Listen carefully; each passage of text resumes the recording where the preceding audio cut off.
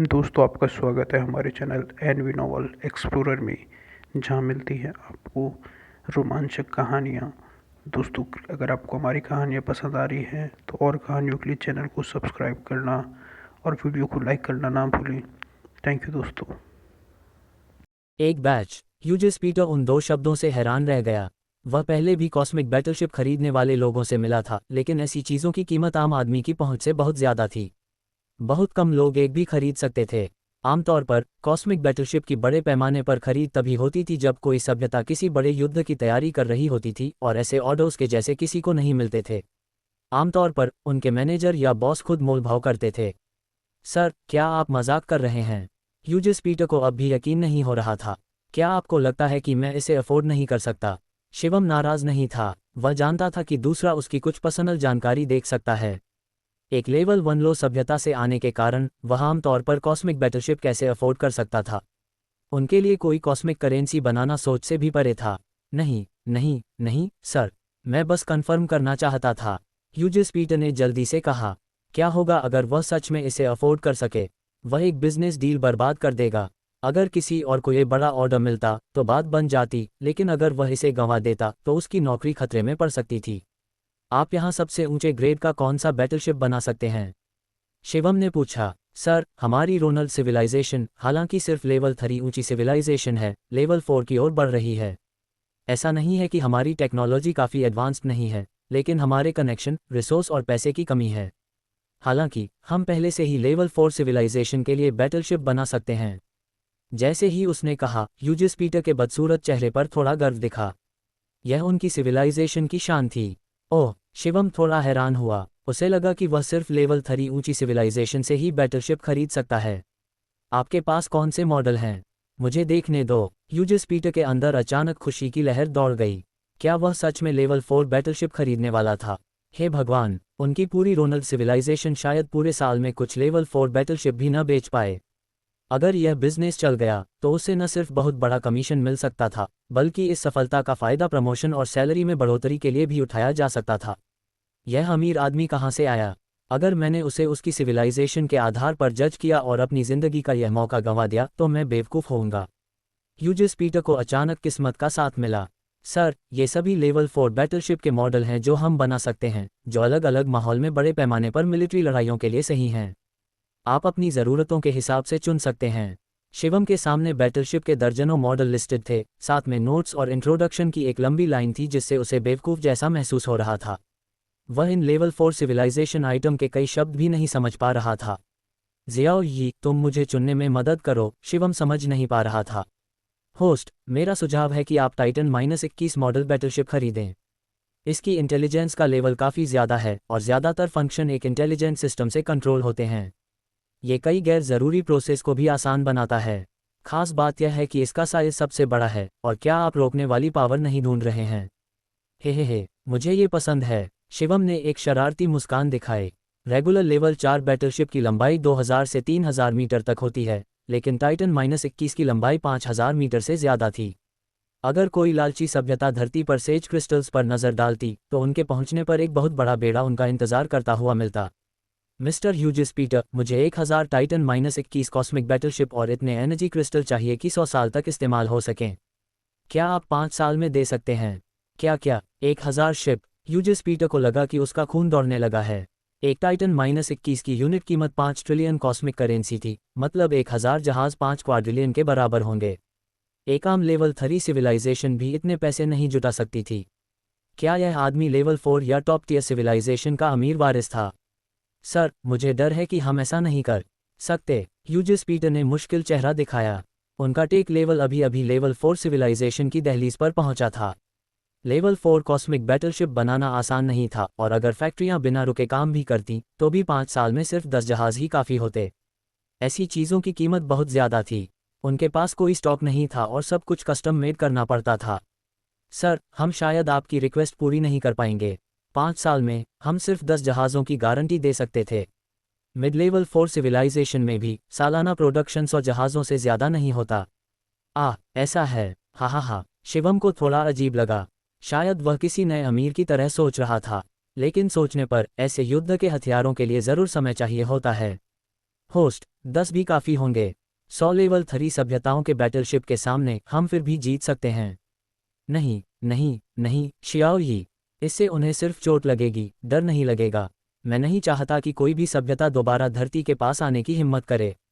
Mister Hughes Peter, Carlos de 8 model battleship के लिए आपकी प्रोडक्शन कैपेसिटी कितनी मजबूत है?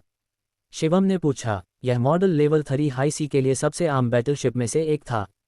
सिविलाइजेशन, और यह धरती पर किसी भी रेलिक शिप से कम नहीं होगा। सर, हम साल में लगभग 100 ऐसे बना सकते हैं और हमारे पास स्टॉक में लगभग 300 हैं। 5 साल, मुझे 1000 शिप चाहिए, क्या आप कर सकते हैं? शिवम ने बिना किसी बकवास के पूछा। सर, ये सच कहूँ तो 5 साल में 700 शिप का आउटपुट अभी भी थोड़ा मुश्किल था। मैं 50% ज़्यादा पैसे दूंगा। सर, ये किया जा सकता है। ह्यूजिस पीटर तुरंत पक्के तौर पर मान गया। उनकी फैक्ट्री की प्रोडक्शन कैपेसिटी काफ़ी नहीं थी, लेकिन वे आउटसोर्स कर सकते थे। हालांकि इसमें कुछ प्रॉफिट होता, लेकिन शिवम ने कीमत 50% बढ़ा दी थी। मना करने का कोई कारण नहीं था। अगर उसने ऐसा किया तो उसका बॉस उसे मार सकता था। तो मैं उन्हें और मोबाइल सोल्जर्स के उस बैच को ले लूंगा जो मुझे अभी चाहिए। जहां तक उन 1010 बैटलशिप्स की बात है, मैं उन्हें 5 साल बाद ले लूंगा। सर, हमारी पॉलिसी के हिसाब से कस्टम ऑर्डर्स के लिए हमें 50% डिपॉजिट चाहिए। ये ऑर्डर इतना बड़ा है कि। ठीक है, मैं समझ गया। तो फिर बिल कैलकुलेट करने में मेरी मदद करें। सर, आपको जो लेवल 4 और लेवल 3 बैटलशिप्स चाहिए, उनकी यूनिट प्राइस क्रमशः 5 ट्रिलियन कॉस्मिक करेंसी और 200 बिलियन कॉस्मिक करेंसी है, कुल मिलाकर 250 ट्रिलियन कॉस्मिक करेंसी। जहां तक मोबाइल सोल्जर्स की बात है, हम उन्हें आपको मुफ्त में देंगे। 2% डिस्काउंट के बाद कुल 245 ट्रिलियन कॉस्मिक करेंसी होगी। आपको पहले 122.5 ट्रिलियन कॉस्मिक करेंसी का डिपॉजिट देना होगा। ह्यूजिस पीटर का शरीर थोड़ा कांप उठा। क्या उसके पास सच में इतने पैसे थे? अगर यह बिजनेस सफल होता तो उसका कमीशन 25 बिलियन कॉस्मिक करेंसी। अपनी पूरी जिंदगी में नहीं, 100 से ज़्यादा जन्मों में भी वह इतना पैसा नहीं कमा सका। इसे ट्रांसफ़र कर दो। मुझे अपने कॉस्मिक बैंक अकाउंट की डिटेल्स दो ताकि मैं इसे सीधे भेज सकूं। ठीक है, ठीक है, सर, हमारा कॉस्मिक बैंक अकाउंट एक्स है। जियाओ यी, ट्रांजैक्शन में मेरी मदद करो। क्या हमें बस पूरा अमाउंट पे करना चाहिए? समझ गया, होस्ट। शिवम ने जियाओ यी को ऑथराइजेशन ट्रांसफ़र कर दिया। कॉस्मोस में कई लोगों के लिए अपने प्राइवेट इंटेलिजेंस सिस्टम रखना आम बात थी। यह एक आम बात थी। कुछ देर बाद ह्यूजिस पीटर को ट्रांसफ़र का नोटिफिकेशन मिला। 245 ट्रिलियन कॉस्मिक करेंसी, सब एक साथ ट्रांसफ़र। उसके पास सच में इतने पैसे थे। सर, हमें सिर्फ 50% डिपॉजिट चाहिए। आपको। ह्यूजिस पीटर अपनी भावनाओं को कंट्रोल करने की पूरी कोशिश कर रहा था। उसके शरीर पर लगे इंस्ट्रूमेंट्स के हिसाब से उसके वाइटल्स कंट्रोल से बाहर होने लगे थे। ओह, मुझे डेसिमल पसंद नहीं है। कुछ एक्स्ट्रा ज़ीरो होने से मुझे ज़्यादा आराम महसूस होता है। मेरे पास पैसे कम नहीं हैं, इसलिए मैंने पूरी रकम दे दी। ठीक है, ठीक है, सर। ह्यूजिस पीटर चुप था। सिर्फ इसलिए पूरी रकम दे रहा था क्योंकि उसे डेसिमल पसंद नहीं थे। लेकिन सिर्फ आखिर में ज़ीरो लगाने से डेसिमल पॉइंट हट जाएगा। उसने बिना पलक झपकाए सैकड़ों ट्रिलियन कॉस्मिक करेंसी खर्च कर दी। ये किस तरह का भगवान जैसा खर्चीलापन था? सर, आज से हमारी फैक्ट्री आपके ऑर्डर बनाने के लिए डेडिकेटेड रहेगी। मोबाइल सोल्जर्स का वह बैच तुरंत शिप किया जा सकता है। प्लीज़ 2 मिनट इंतज़ार करें। ह्यूजिस पीटर को बॉस से खबर पहले ही मिल चुकी थी। कंपनी के अकाउंट में अचानक बहुत सारा पैसा आ गया और उससे पता चला कि इसे ह्यूजिस पीटर हैंडल कर रहा था। बॉस उससे कांटेक्ट करने के लिए बेताब था। अगर यह आम दिनों की बात होती तो बॉस का कॉल आने पर ह्यूजिस पीटर पूरी तरह से दब्बू हो जाता। लेकिन अब उसने सीधे बॉस का फ़ोन काट दिया। अब सबसे ज़रूरी चीज़ ये कस्टमर था। इसके अलावा उनकी सिविलाइजेशन के लेबर लॉ बहुत सख्त थे। ऑर्डर उसके हाथ में था और कोई भी किसी भी वजह से उसे अपने कब्जे में नहीं ले सकता था, नहीं तो उन्हें ऑर्डर का 50% पेनल्टी के तौर पर देना पड़ता जब तक कि उनका बॉस पागल न हो। कंपनी के लिए सैकड़ों ट्रिलियन कॉस्मिक कॉइन्स देने के लिए अगर वह बॉस का फ़ोन काट भी देता तो भी बॉस उसे भगवान की तरह ट्रीट करता। सर, सभी मोबाइल सोल्जर्स पहले से ही इस स्पेस फैक्ट्री में हैं। ह्यूजिस पीटर ने स्पेस टाइम स्टोर के जरिए एक सिल्वर सफ़ेद चौकोर बॉक्स भेजा। ये बॉक्स एक स्पेस स्टोरेज डिवाइस था। इसकी कीमत मोबाइल सोल्जर्स के इस बैच से कम नहीं थी, लेकिन शिवम ने इतने पैसे खर्च किए थे कि लाखों कॉस्मिक सिक्के कुछ भी नहीं थे। ह्यूजिस पीटर उसे आसानी से दे सकता था। होस्ट, कोई बात नहीं, सभी 101 मोबाइल सोल्जर्स यहाँ हैं। बहुत बढ़िया, शिवम ने खुश होकर मुस्कुराते हुए कहा। इन चीज़ों के साथ 20 दिनों में मिलिट्री एक्सरसाइज उन लोगों को डराने के लिए काफ़ी होगी जो भारत को इनकॉन्टिनेंस में शर्मिंदा करना चाहते थे। आदरणीय सर, आपने जो बैटलशिप ऑर्डर की थी उसका कंस्ट्रक्शन शुरू हो गया है। आप कभी भी आकर प्रोग्रेस देख सकते हैं। मैं ह्यूजिस पीटर हमेशा आपकी सेवा के लिए तैयार हूँ। अब तक शिवम ह्यूजिस पीटर का गोल्डन पैटर्न बन चुका था, इसलिए उसका रवैया जितना हो सके उतना सम्मानजनक था। थैंक्स, मेरे पास और कोई सवाल नहीं है। शिवम ने अनजाने में इस स्टोव पर 50 मिनट बिताए और स्पेस टाइम स्टोव की एनर्जी लगभग खत्म हो गई थी। अगला इस्तेमाल 1 महीने में होगा। आपके सपोर्ट के लिए धन्यवाद। मैं आपकी सफलता और हमेशा की शांति की कामना करता हूँ। ह्यूजिस पीटर खड़े हुए और शिवम को झुककर प्रणाम किया। जैसे ही स्पेस टाइम स्टोव की एनर्जी खत्म हुई, शिवम भी पीछे हट गया। एक एलियन सिविलाइजेशन के साथ यह ट्रांजैक्शन कुल मिलाकर बहुत संतोषजनक था। उसे वह सब कुछ मिल गया जो वह चाहता था। अब उसे क्वालिफाइड पायलटों के एक बैच की ज़रूरत थी।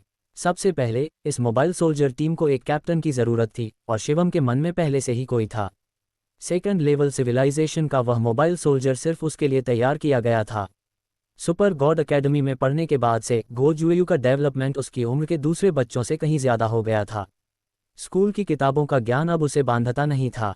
इत्तेफाक से गो जुन्यू जिस प्राइवेट स्कूल में पढ़ता था, उसमें शिवम के नाम की एक कंपनी ने इन्वेस्ट किया था, इसलिए उसने उसके लिए बस एक पिछला दरवाज़ा खोल दिया। गो जुन्यू को हर सेमेस्टर में सिर्फ एग्ज़ाम देने होते थे। पिछले 1 साल में गो जुन्यू काफ़ी बदल गया था। हालांकि वह अभी टीनेज में ही था, लेकिन उसकी सोच और दुनिया को देखने का नज़रिया पहले से ही मैच्योर हो चुका था। नॉर्मल सोशल इंटरेक्शन के अलावा वह अपना ज़्यादातर समय सुपर गॉड एकेडमी में बिताता था, और मैकेनिकल पायलटिंग उसका पसंदीदा सब्जेक्ट था। उस समय उसे ट्रेन करने के लिए शिवम ने उसे अलग अलग फिजिक्स, मैकेनिक्स, इंजीनियरिंग और पायलटिंग टेक्निक पढ़ाई करवाई। अब इन एरिया में उसकी काबिलियत काफ़ी इम्प्रेसिव थी। डीन, आपको आए हुए बहुत समय हो गया, जेनेटर मॉन्क ने फिर भी बहुत इज्जत दिखाई। मास्टर, क्या जियाओयू यहाँ है?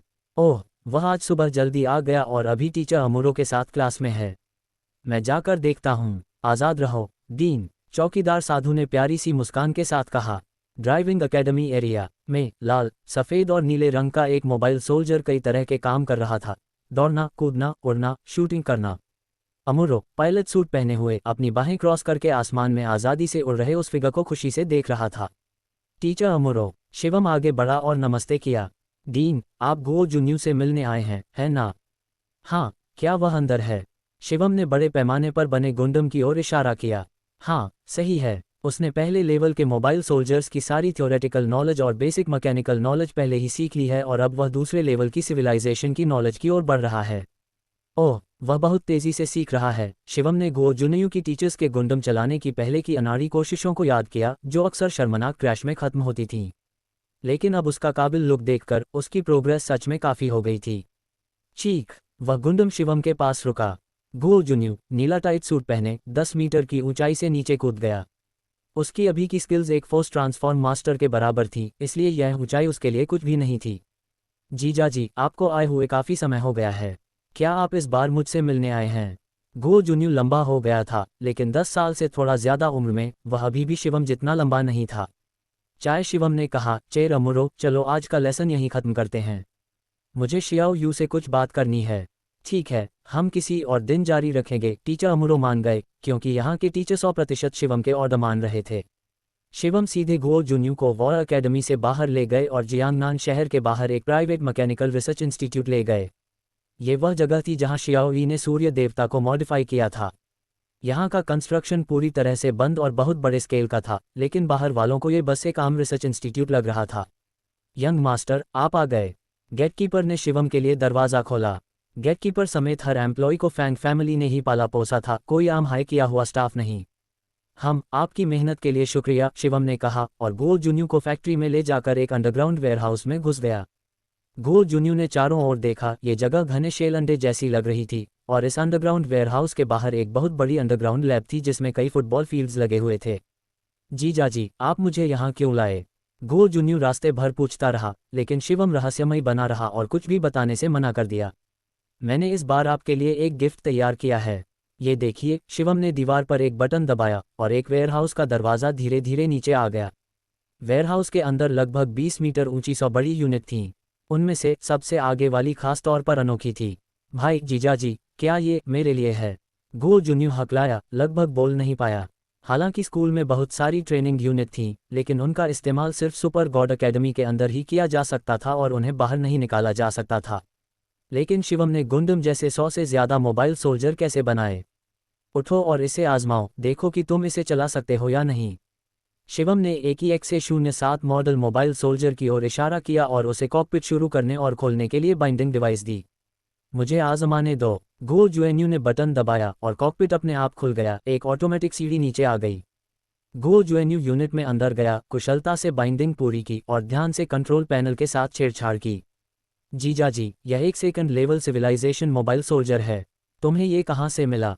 गो जुएन्यू ने उत्साहित और हैरान दोनों तरह से पूछा। बिल्कुल, मैंने इसे खरीदा है, शिवम ने जवाब दिया। कैसा है, क्या तुम इसे चला सकते हो? हाँ, ये बस एक low tier second level civilisation mobile soldier है। कुछ आम ऑपरेशन वैसे ही हैं, लेकिन मुझे ज़्यादा डिटेल्ड और मुश्किल फंक्शंस पर रिसर्च करने और उन्हें मास्टर करने के लिए कुछ दिन चाहिए। अच्छा, मैं तुम्हें जानने के लिए 3 दिन देता हूँ, फिर हम एक छोटा सा शो ऑफ टूर करेंगे। शिवम ने गो जुन्यू को पूरी बात समझाई। हालांकि इससे वह थोड़ा कंफ्यूज हो गया, लेकिन उसे असली आइडिया समझ में आ गया, जो ये था कि उसे 20 दिनों में एक मोबाइल सोल्जर स्क्वाड को लीड करना है और इंटरनेशनल जॉइंट मिलिट्री एक्सरसाइज के दौरान दिखावा करना है। जीजा जी, ये तो ऐसा है जैसे मच्छरों को मारने के लिए तोप का इस्तेमाल करना, धरती के फाइटर जेट से मुकाबला करने के लिए गुंडम का इस्तेमाल करना। मुझे लगता है कि आप बस उन्हें धमका रहे हैं। गो जुन्यू ने ईमानदारी से कहा, फिर भी उसकी आंखें एक्साइटमेंट से भरी थीं। दिखावा करना किसे पसंद नहीं होगा। International 4th generation fighter jets के मौजूदा स्टैंडर्ड्स को देखते हुए मैक्सिमम फ्लाइट स्पीड मच 2 से 3 के बीच है, जबकि टैंक और आर्मर्ड गाड़ियां लगभग 70 से 80 किलोमीटर प्रति घंटे की स्पीड पकड़ लेती हैं। XR007 की परफॉर्मेंस की तो बात ही छोड़िए, UC001 की कैपेबिलिटी भी इन आंकड़ों से कहीं ज़्यादा है। फ्लाइट डिवाइस से लेस UC001 की मैक्सिमम फ्लाइट स्पीड मच 5 से ज़्यादा हो सकती है, और यह ज़मीन पर आराम से 150 किलोमीटर प्रति घंटे से ज़्यादा की रफ्तार पकड़ सकता है। इसका आर्मर आसानी से धरती के ज़्यादातर मॉडर्न इंसानी हथियारों का सामना कर सकता है, यहाँ तक कि एंटी मटीरियल हथियार भी इसके डिफेंस को भेदने में मुश्किल महसूस करते हैं, और इसमें जो हथियार हैं उनसे सिंगल यूनिट UC001 आसानी से एक मैकेनिकल फॉर्मेशन को ख़त्म कर सकता है। ये first level mid tier civilisation war मशीनों और मॉडर्न धरती के इक्विपमेंट के बीच का गैप है, ये पूरी तरह से एक तरफा है। दूसरे लेवल लो टियर सिविलाइजेशन के XR007 मोबाइल सोल्जर की बात करें तो इसमें पहले कॉस्मिक वेलोसिटी के हिसाब से कम मच 20 तक पहुंचते हुए एटमॉस्फेयर को अपने आप छोड़ने की काबिलियत थी। लेकिन यह इसकी मैक्सिमम स्पीड नहीं थी। अगर पायलट का शरीर इसे झेल पाता तो इसकी स्पीड लगभग मच 50 तक पहुंच सकती थी। बेशक ये स्पीड सीधी लाइन में तेजी लाने को दिखाती थी, मुश्किल चालों को जोड़ने पर यह इस नंबर तक नहीं पहुंच पाती, और इससे पायलट के शरीर पर बहुत ज़्यादा बोझ पड़ता था। इतनी स्पीड पर दुनिया का कोई भी हथियार इसका मुकाबला नहीं कर सकता था, यहाँ तक कि न्यूक्लियर बम भी इसके आर्मर को नहीं तोड़ सकते थे। शिवम असल में मिलिट्री एक्सरसाइज के दौरान दूसरे देशों को डराने के लिए ऐसी चीज़ों का इस्तेमाल करना चाहता था। गो जुन्यू को उससे नफरत करने का मन हुआ। इतनी कूल मशीन आते ही सबका ध्यान खींच लेती। दूसरे देशों के लिए इज्जत कहाँ थी। लेकिन जीजाजी, मैं इसे चला सकता हूँ, लेकिन बिना सिस्टमेटिक ट्रेनिंग के इसे चलाना दूसरों के लिए बहुत मुश्किल है। बाकी 100 को चलाने के लिए आप किसे ढूंढेंगे? गो जुन्यू ने पूछा। इस बार मैं तुम्हें इसलिए भी ढूंढ रहा हूँ, मैं तुम्हें अलग अलग देशों के टॉप 100 एलीट पायलट दूंगा। 20 दिनों में उन्हें मोबाइल सोल्जर पायलट बनने के लिए ट्रेन करने में मेरी मदद करो। ये कैसे हो सकता है? गो जुन्यू शिवम की रिक्वेस्ट से हैरान रह गया। First level mid tier civilisation के मोबाइल सोल्जर्स भी आम पायलट नहीं संभाल सकते थे। उन्हें पायलट करने लायक लेवल तक पहुंचने से पहले उसने वॉर अकेडमी में कई महीने बिताए। उन्हें मुश्किल काम करने की ज़रूरत नहीं है जब तक वे चल सकते हैं। यह मुख्य रूप से सीन को सपोर्ट करने के लिए है। शिवम को जाहिर है कि उन आम वॉरियर से गो जुएयू के लेवल तक पहुंचने की उम्मीद नहीं थी, लेकिन चूंकि ये देश की मिलिट्री ताकत का कंपटीशन था, इसलिए पूरी तरह से विदेशी मदद पर निर्भर रहना सही नहीं था, है ना? ये बहुत मुश्किल नहीं होना चाहिए, मैं इसे ट्राई कर सकता हूँ। मैं तुम्हें कॉन्टैक्ट बनाने में मदद करूँगा। कुछ दिनों में मैं लोगों को तुम्हारे पास वापस ले आऊँगा। पहले इन चीज़ों के परफॉर्मेंस से खुद को जान लो ताकि तुम मुझे शर्मिंदा न करो। हे चिंता मत करो जीजाजी, तुम मुझे जो भी काम दोगे मैं तुम्हें निराश नहीं करूँगा। गो जुन्यू ने अपनी छाती पीटते हुए कहा। जीजाजी रुको, भले ही मैं बहुत इम्प्रेसिव हूँ, क्या होगा अगर वे मुझे एक बच्चे के तौर पर देखें और मेरी बात न सुने? गो जुन्यू को अचानक ये बात याद आई। तो बस उन्हें दिखाओ कि तुम क्या कर सकते हो। एक बार जब वे इम्प्रेस हो जाएंगे तो वे तुम्हारी बात सुनेंगे। शिवम को भी पहले इस तरह की प्रॉब्लम का सामना करना पड़ा था। जब उसने एलीट यूनिट को संभाला तो उन सुपरपावर यूजर्स ने उसे तब तक नीचा दिखाया जब तक उसने उन्हें पीटा नहीं, उन्हें कुछ शानदार मिशन पर नहीं ले गया और कुछ पैसे नहीं कमा लिए। अब भी वे उसे एडवाइज़र कहकर चापलूसी कर रहे हैं।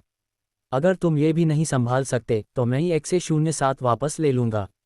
नहीं जीजा जी। ये सुनकर कि शिवम शायद वह चीज़ वापस ले लेगा, गो जूनियर परेशान हो गया। मैं वादा करता हूँ कि मैं मिशन पूरा करूंगा। ठीक है, मैं ये तुम पर छोड़ता हूँ। लेकिन याद रखना, इन चीज़ों का इस्तेमाल अभी सिर्फ इस टेस्टिंग ग्राउंड के अंदर ही किया जा सकता है। मैं नहीं चाहता कि वे समय से पहले सामने आ जाएं। हाँ हाँ, मैं समझ गया, मैं समझ गया। अगले दिन शिवम सीधे सौध्यान से चुने गए फाइटर जेट पायलटों को सीक्रेट बेस पर ले आया। जाहिर है, जब उन्होंने नई यूनिट्स का बैच देखा तो वे हैरान रह गए। देश ने ऐसी चीज़ें कब बनाना शुरू कर दिया जो सिर्फ कॉमिक बुक्स में होती हैं। जनरल शिवम, क्या यह मिलिट्री एक्सरसाइज के लिए हमारा सामान है? 100 पायलटों में से हर एक की आंखें उत्सुकता से चमक रही थीं। वे उन्हें तुरंत आजमाना चाहते थे, हालांकि उन्हें यह भी नहीं पता था कि कॉकपिट में कैसे घुसना है। हाँ सही, लेकिन ये पक्का करने के लिए कि आप इधर उधर लड़खड़ा कर हमारे देश को निराश न करें, मैं आपके लिए एक इमरजेंसी ट्रेनिंग ऑर्गेनाइज कर रहा हूँ। ये हैं आपके इंस्ट्रक्टर गो जुन्यू। फैंग जुएयू ने पास ही एक मशीन पर झुककर अपनी उंगलियों से खेल रहे लड़के की तरफ इशारा किया। जनरल, आप मजाक नहीं कर रहे हैं, है ना? उनमें से हर कोई एक एलीट पायलट था जिसे देश के रिसोर्स के बड़े इन्वेस्टमेंट से तैयार किया गया था, जो हमेशा इंस्ट्रक्टर के तौर पर सबसे आगे रहता था, और अब वे स्टूडेंट बनने वाले थे। भले ही इक्विपमेंट अजीब थे, जिसके लिए उन्हें नए ऑपरेशन सिस्टम से परिचित होना पड़ता था, क्या इंस्ट्रक्टर को एक अनुभवी सैनिक नहीं होना चाहिए था? एक छोटे बच्चे को इंस्ट्रक्टर बनाना पचाना मुश्किल था। वे जानते थे कि इतिहास का ये सबसे कम उम्र का वाइस एडमिरल काफ़ी खास था, जिसे भारत के 5वीं पीढ़ी के फाइटर जेट और शायद इन नए मिलिट्री हथियारों के डिज़ाइन का क्रेडिट दिया जाता है। शिवम ने भारत के लिए ऐसा योगदान दिया जिससे उनकी पूरी तारीफ हुई और उसके किसी भी कमांड का बिना सवाल किए पालन किया गया। लेकिन गुओ जुएयू बिल्कुल अनजान था, बस एक बच्चा था, वह उनका इंस्ट्रक्टर बनने के काबिल कैसे हो सकता था? जनरल शिवम, 20 दिनों में होने वाली मिलिट्री एक्सरसाइज हमारे देश के सम्मान से जुड़ी है, यह कोई मजाक की बात नहीं है। एक पायलट शिवम से यह कहने से खुद को रोक नहीं पाया। ओह, क्या आपको लगता है कि वह नाकाबिल है? शिवम थोड़ा मुस्कुराया, ये कन्फर्म करते हुए कि ऐसी सिचुएशन होगी। असल में नहीं, लेकिन हमें ट्रेन करने के लिए कोई ऐसा होना चाहिए जिसके पास पायलटिंग स्किल्स हों जिन्हें हम पहचानते हों, है ना? उसके जैसा बच्चा, क्या वह ऐसी चीज़ें ऑपरेट कर सकता है? उसके पास शायद कार का लाइसेंस भी नहीं होगा। हाँ, ये कैसा रहेगा, क्यों न एक कॉन्टेस्ट रखा जाए? हमारे यहाँ एक फ़्लाइट सिमुलेशन सिस्टम है, जिसे यकीन नहीं है वह उसके साथ हवाई लड़ाई में शामिल हो सकता है। अगर कोई उसे हरा सकता है तो मैं इंस्ट्रक्टर बदल दूंगा और आप सभी को रैंक और सैलरी में बढ़ोतरी मिलेगी। सच में? बिल्कुल। जनरल शिवम, अगर हम जीतते हैं तो हम पर एक बच्चे को बुली करने का इल्ज़ाम मत लगाना। वादा तो वादा होता है। शिवम ने गो जुन्यू के कंधे पर थपथपाया, ये देखते हुए कि यह बदमाश पहले से ही चुपचाप गुस्से में था। तो पहले कौन जाना चाहता है? शिवम ने पूछा। जनरल, मुझे पहले जाने दो। एक जवान पायलट आगे बढ़ा। ठीक है, दाइरोन, तुम पहले जाओ। शिवम इस आदमी को जानता था, एलीट लोगों के इस ग्रुप में वह सबसे अच्छा था। सिर्फ 21 साल की उम्र में सिमुलेशन सिस्टम में उसके स्कोर सबसे ज़्यादा थे। उसने 20 से ज़्यादा दुश्मन के प्लेन मार गिराए थे और पूरी आर्मी में पहले नंबर पर था। गुओ जुन्यू, जिसका बार बार जिक्र हो रहा था और इन पायलटों से नफरत का सामना कर रहा था, पहले से ही काफ़ी नाराज़ था। कोई ज़रूरत नहीं, गुओ जुन्यू पास आया, एक कॉम्बैट मैप और तुम 100 लोग एक साथ आ सकते हो। इस बड़े एक्सपेरिमेंटल एरिया में उसके पास वो सारे इक्विपमेंट थे जिनके बारे में आप सोच सकते हैं। अब जब शिवम वाइस एडमिरल के रैंक पर थे तो उन्होंने सैनिकों के लिए जो सबक बनाया था वह उनके काम आ रहा था। उन्हें बस 100 से ज़्यादा VR डिवाइस तैयार करने थे। सिस्टम तेज़ी से कनेक्ट हो गया और सीन एक बड़ी घाटी में बदल गया जिसमें वे एक बड़े एयरपोर्ट रनवे पर खड़े थे। आप किस तरह का फाइटर जेट इस्तेमाल करना चाहते हैं? शिवम ने पूछा। उन्हें चुनने दो, मुझे कुछ भी ठीक है। गो जुन्यू अभी भी नाराज़ था। चलो J-30 इस्तेमाल करते हैं। ये जनरल शिवम के ब्लूप्रिंट का इस्तेमाल करके बनाया गया 5वीं जनरेशन का फाइटर है। चूंकि यह भारत के अंदर का मुकाबला है, इसलिए हम अपने भारत फाइटर जेट इस्तेमाल करेंगे। कोई ऑब्जेक्शन नहीं, शियाओयू? शिवम ने पूछा। उन्होंने मॉडल चुना है, इसलिए जब समय आएगा और वे हारेंगे तो बेहतर होगा कि वे शिकायत न करें। बच्चों जैसा? शिवम ने एक अजीब सी मुस्कान के साथ अपना सिर हिलाया, लेकिन वह इस उम्र के बच्चों को समझता था, उन्हें दूसरों की पहचान चाहिए होती है। शियाओ यी, ये सब तुम पर है। ठीक है, प्लेन का डेटा भी शियाओ यी ने ही डिज़ाइन किया था। इस वर्चुअल दुनिया में सब कुछ बस डेटा की एक स्ट्रिंग थी। कुछ ही पलों बाद रनवे पर एकदम नए J-30 फाइटर जेट बनाए गए। यह एक ज़बरदस्त हाथापाई होगी। शिवम ये देखने के लिए थोड़ा उत्सुक था कि क्या फैंग जुन्यू यह एक के बाद 100 की एक तरफा लड़ाई जीत सकता है। इतने घने फायर पावर नेट के साथ थोड़ी सी भी गलती से फ्रेंडली फायर हो सकता था। गो जून्यू को टारगेट करना तो दूर की बात है, जो मेन फोकस था। ठीक है, मेरा कमांड मानो, जाओ। हुश हुश हुश। फाइटर जेट साउंड बैरियर को तोड़ते हुए आसमान में उड़ गए। हालांकि फाइटर पायलटों के इस ग्रुप ने पहले से एक साथ ट्रेनिंग नहीं ली थी, लेकिन 100 एयरक्राफ्ट का फॉर्मेशन ठीक ठाक था और उन्होंने एक दूसरे के साथ काफ़ी शांति बनाए रखी, जिससे उनका हाई प्रोफेशनलिज्म दिखा। फॉर्मेशन बनाए रखो, हमने पहले कभी 100 हवाई जहाज का फॉर्मेशन ट्राई नहीं किया है। चलो इस मौके का फ़ायदा उठाकर इसे ट्राई करते हैं। सब लोग फोकस रखो और मेरे कमांड सुनो। दाइरोन सबसे बेहतरीन पायलट था और किसी ने उसके कमांड पर सवाल नहीं उठाया। अमेजिंग। शिवम ने फाइटर जेट्स का साफ सुथरा फॉर्मेशन देखा। ये शानदार और ठीक ठाक था। अगर गो जून्यू का प्लेन उनसे आमने सामने टकराता तो एक भी लापरवाही से वह छलनी की तरह छलनी हो सकता था। गो जून्यू का फाइटर जेट और 100 पायलटों का फॉर्मेशन हजारों मीटर की दूरी पर था। दोनों तरफ के लोग अपने अपने स्पेस में चक्कर लगा रहे थे। शुरू करो। शिवम का कमांड सबके कानों तक साफ साफ पहुंच गया। सभी 130 फाइटर जेट एक साथ मुड़े, फिर घेरने की पोजीशन बनाई और गो जून्यू के फाइटर जेट के पास पहुंचे। उन्हें भरोसा था कि जब तक वे एक ही एरिया में फायर पावर को फोकस करते रहेंगे, वे गो जून्यू के प्लेन को जरूर मार गिराएंगे। हे, मैं तुम्हें दिखाता हूं कि एडवांस्ड सिविलाइजेशन पायलटिंग स्किल्स क्या होती हैं। गो जून्यू के व्यवहार में एक गहरा बदलाव आया। वह एक मासूम लड़के से आसमान का राजा बन गया। फुस। जिस प्लेन को वह उड़ा रहा था वह अचानक तेज हो गया, यहाँ तक कि उस एयरक्राफ्ट की थ्योरेटिकल मैक्सिमम स्पीड को भी पार कर गया। क्या यह इतना तेज कैसे हो सकता है? पायलट हैरान रह गए। थ्योरेटिकल स्पीड किसी प्लेन की अल्टीमेट स्पीड नहीं थी, लेकिन उससे ज़्यादा होने के लिए बहुत ही नाजुक ऑपरेशन की ज़रूरत होगी। नहीं तो एयरक्राफ्ट अपने लोड से ज़्यादा हो सकता है और ख़राब हो सकता है। सावधान, ये छोटा सा बदमाश पागल है। दाइरोन ने चेतावनी दी। अब उन्होंने मान लिया कि उन्होंने इस बच्चे को कमाका था। उसकी ऑपरेशनल स्किल्स ऐसी थीं जो सिर्फ टॉप पायलट ही कर सकते थे। दाइरोन भी ऐसे रिस्की काम करने की हिम्मत नहीं करेगा। पहला फॉर्मेशन, फायर। दूसरा फॉर्मेशन, साइड में। उसे बचने के लिए ज़्यादा जगह मत दो। हुश हुश हुश। सैकड़ों मिसाइलें गो जून्यू के प्लेन पर लॉक हो गईं और उनकी तरफ उड़ते हुए लंबी लंबी फायर की लपटें छोड़ रही थीं, जबकि साइड में खड़े प्लेन ने अपनी मशीन गन चालू कर लीं। हर J-30 में 8 एयर टू एयर मिसाइलें, कई एविएशन रॉकेट और ग्लाइड गाइडेड बम थे। इसकी मशीन गन की फायरिंग रेट 8000 राउंड प्रति मिनट से ज़्यादा थी। इतने घने फायर पावर नेट के नीचे गो जून्यू के लिए बचना बहुत मुश्किल था। मुझे फंसाने की कोशिश कर रहे हो? गो जून्यू के चेहरे पर कॉन्फिडेंस वाली मुस्कान कभी नहीं डगमगाई। शो टाइम है। आखिरकार लड़ाई शुरू हुई। आसमान रॉकेट और मशीन गन की आवाज़ों से भरा हुआ था, फिर भी गो जून्यू का प्लेन आसानी से निकल गया, जैसे कोई चिकनाईल बिना खरोंच के हर हमले से बच रहा हो। ये कैसे हो सकता है? नामुमकिन। हम हर शॉट कैसे मिस कर सकते हैं? क्या जनरल शिवम ने अपने प्लेन के साथ छेड़छाड़ की? नहीं, ऐसा नहीं है। देखो वह प्लेन कैसे चलता है। आम पायलट आमतौर पर उड़ते समय सामने से बचने के लिए पंखों के ऊपर नीचे होने का इस्तेमाल करते हैं, लेकिन गो जून्यू के कंट्रोल में प्लेन एक कला बन गया, गोलियों और रॉकेट के बीच नाच रहा था। उसके प्लेन की मैन्यूवरेबिलिटी हमसे 3 गुना ज़्यादा है। Vertical, horizontal, diagonal. उसने बिना किसी गलती के बचाव के तरीके अपनाए और चकमा देने के लिए छोटे छोटे ऑपरेशन भी किए। ये कैसे हो सकता है? इतनी तेज़ उड़ान के दौरान भले ही उन्होंने कई हमले देखे, अपनी नंगी आंखों से देखने और चालें चलने के बाद भी बहुत ज़्यादा इनर्शिया की वजह से प्लेन के लिए दिशा बदलना मुश्किल था। अब मेरी बारी है। Whoosh whoosh whoosh. 2 air to air मिसाइलें सीधे लॉन्च की गईं, लेकिन उसका टारगेट किसी भी एयरक्राफ्ट की कमज़ोर जगह नहीं थी। उसके प्लेन पर कम हथियार और 100 दुश्मन होने की वजह से उसे समझदारी से चुनना था। जूम। एक एयरक्राफ्ट के विंग से एक तेज़ आवाज़ आई। पायलट ने अपना सिर घुमाया तो देखा कि एक मिसाइल पीछे से आ रही है, उसके गाल को छू रही है। उसने अभी सांस छोड़ी ही थी कि अचानक एक धमाके के साथ उसका बायां विंग अचानक टूट गया। गो जून्यू की मिसाइल सीधे विंग से नहीं टकराई, बल्कि उसे रगड़ती हुई निकल गई, जिससे उसे बहुत नुकसान हुआ। तेज़ रफ्तार से उड़ने पर प्लेन के हर हिस्से पर बहुत ज़्यादा लोड था और कमज़ोर विंग उसे झेल नहीं सका, जिससे वह टूट गया। प्लेन -3 ने लड़ने की काबिलियत खो दी। अभी खत्म नहीं हुआ। गो जून्यू ने मशीन गन का ट्रिगर दबाया और इनर्शिया और हवा की स्पीड का उसका कैलकुलेशन लगभग बिना गलती के था। मशीन गन से निकली हर गोली एक फाइटर जेट पर एकदम सही लगी, जबकि उसका प्लेन सही सलामत रहा।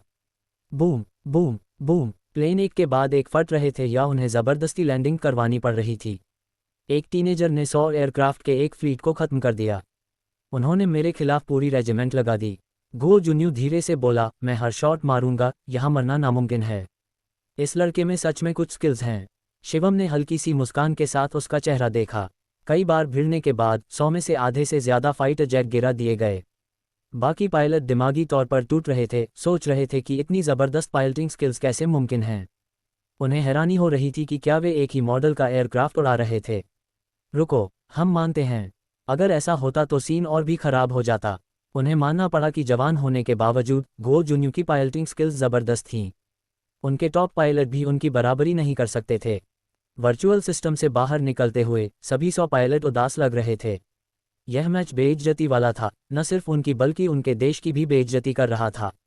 ठीक है, उससे हारना कोई हैरानी की बात नहीं है, शिवम ने दिलासा दिया। ये तो फाइटर जेट पायलटों के झुंड की तुलना किसी गुंडम चलाने वाले से करने जैसा है, कौन जीत सकता है। इस मुकाबले के बाद टॉप पायलटों का ग्रुप गो जुन्यू की स्किल्स का सच में कायल हो गया। भले ही वह छोटा था, लेकिन उड़ने में उसकी एक्सपर्टीज उनसे कहीं ज्यादा थी। बस एक ही बात उन्हें समझ नहीं आ रही थी कि उसके लेवल का कोई आदमी कितना अजीब लग सकता है, भले ही उसने पेट में ही सीखना शुरू कर दिया हो। हालांकि एक टॉप तो टॉप ही होता है, और उन्होंने खुद को छोटा नहीं समझा। शिवम एक बहुत ही अजीब इंसान था, और एक जैसे लोग एक साथ रहते हैं। यह कोई अजीब बात नहीं थी कि उसके आसपास के लोग थोड़े अजीब थे। पिछले कंपटीशन के नतीजों को एक तरफ रखते हुए वे अब शिवम के बनाए नए हथियार को लेकर उत्सुक थे। वे कॉकपिट में जाकर उसे देखने का इंतजार नहीं कर सकते थे। फिर भी इसके बाद जो हुआ वह थोड़ा शर्मनाक सीन था। हालांकि जियाओई ने पहले ही ऑपरेटिंग सिस्टम को भारत पर स्विच कर दिया था, लेकिन मशीन का बैलेंस कंट्रोल करना बहुत मुश्किल था। कुछ ही मिनटों में 100 मोबाइल सोल्जर्स अस्त व्यस्त हो गए। अरे, शिवम ने अपना माथा पीट लिया। खुशकिस्मती से उसे इसका अंदाजा था, नहीं तो भारत मिलिट्री एक्सरसाइज में कैसे अलग दिखता। यह एक मजाक बन जाता। ये जानना ज़रूरी था कि इस मिलिट्री एक्सरसाइज का दुनिया भर में लाइव ब्रॉडकास्ट हो रहा था, और अगर ऐसा कुछ होता तो भारत का दशकों तक मजाक उड़ाया जाता।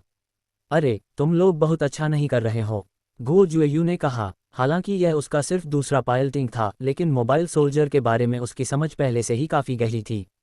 हालांकि वह ज़्यादा मुश्किल वाले मैन्यूवर नहीं कर सकता था, लेकिन वह पहले से ही बेसिक स्टांस में बहुत माहिर था।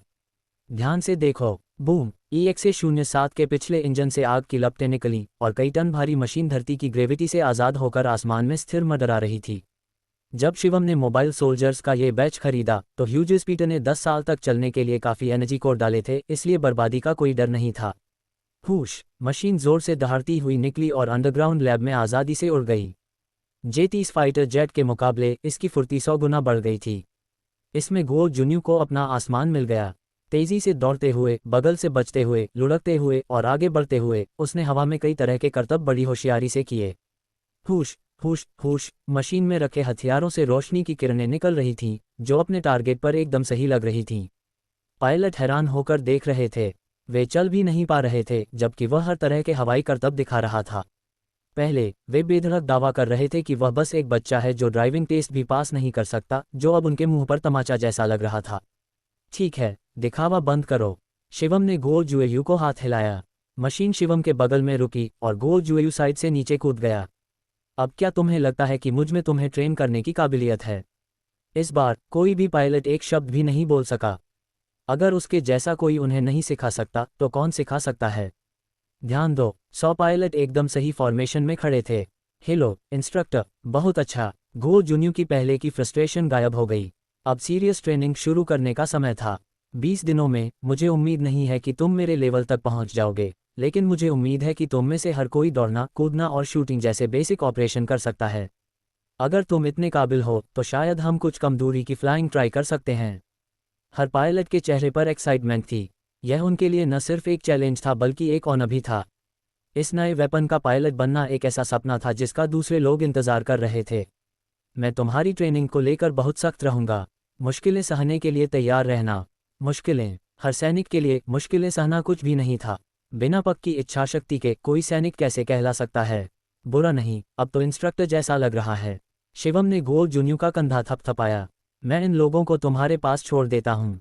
मुझे फर्क नहीं पड़ता कि तुम उन्हें कैसे ट्रेन करते हो, लेकिन 20 दिनों में मैं तुम्हारे रिजल्ट देखना चाहता हूँ। हाँ, मैं मिशन पूरा करने का वादा करता हूँ। कुछ दिन पलक झपकते ही बीत गए और इस मिलिट्री एक्सरसाइज में हिस्सा लेने वाली भारत यूनिट इस फैक्ट्री की अंडरग्राउंड लैब में चुपके से ट्रेनिंग कर रही थी। कई देशों ने भारत की सिचुएशन की जांच करने की कोशिश की, लेकिन कुछ नहीं मिला। फिर भी उन्हें कैसे पता था कि भारत के अपने लोगों को भी नहीं पता था कि वे इस बार किस तरह की एक्सरसाइज यूनिट दिखाने जा रहे हैं। कुछ दिनों के बाद लीडर और शांत नहीं बैठ सका। ये बहुत अजीब था। मिलिट्री एक्सरसाइज में हिस्सा लेने के लिए हमेशा सामान और इक्विपमेंट की ज़रूरत होती है ना? लेकिन यूनिट ने उसे बताया कि शिवम ने किसी भी नेशनल रिसोर्स की मांग नहीं की थी। सबसे ज़रूरी बात यह थी कि शिवम ने जिन पायलटों को लिया था वे भी बिना किसी निशान के गायब हो गए थे। अगर वह उन्हें ले गया था तो क्या वह किसी नए तरह के फाइटर जेट को उड़ाने के लिए नहीं था? फिर भी भारत में किसी भी फ्लाइट टेस्ट बेस पर शिवम का कोई रिकॉर्ड नहीं था। इस बात की तह तक जाने के लिए उसने खुद शिवम को फ़ोन किया। ये बदमाश क्या कर रहा था? लीडर, चिंता मत करो। क्या मैं इन 100 जिंदा लोगों को गायब कर सकता हूँ? शिवम ने मुस्कुराते हुए कहा। वे धरती पर कहाँ गए? जियाओ फान उनमें से हर एक देश का खजाना है। उन फाइटर जेट्स की कीमत भी उनके सामने कुछ नहीं है। एक को भी खोना देश की रीढ़ की हड्डी का एक हिस्सा खोना है। लीडर, मैं झूठ नहीं बोल रहा हूँ। वे सब एक सीक्रेट बेस में अच्छी ट्रेनिंग ले रहे हैं, शिवम ने समझाया। इस बार इक्विपमेंट पहले से बहुत अलग हैं। मैं उन्हें दिन के उजाले में ट्रेन नहीं कर सकता, वरना इसका कोई असर नहीं होगा। लीडर, ये सुनकर थोड़ा और आराम महसूस किया। सच में, ये शिवम के तरीके की खासियत थी। आपको किसी रिसोर्स की ज़रूरत नहीं है। Tank, fighter plane, submarine, warship, यहाँ तक कि एयरक्राफ्ट करियर भी मैं आपके लिए ला सकता हूँ। आपको किसी की ज़रूरत नहीं है। लीडर, मुझे किसी चीज़ की ज़रूरत नहीं है और मैं आपको यकीन दिलाता हूँ, मैंने जो नया हथियार बनाया है वह किसी भी टैंक या प्लेन से ज़्यादा पावरफुल है। इसकी इंडिविजुअल कॉम्बैट कैपेबिलिटी एक मैकेनाइज्ड आर्मी के बराबर है। सच में, लीडर को थोड़ा शक हुआ। ऐसे हथियार से वे दुनिया पर राज कर सकते थे। लीडर, मुझे सच में किसी चीज़ की ज़रूरत नहीं है।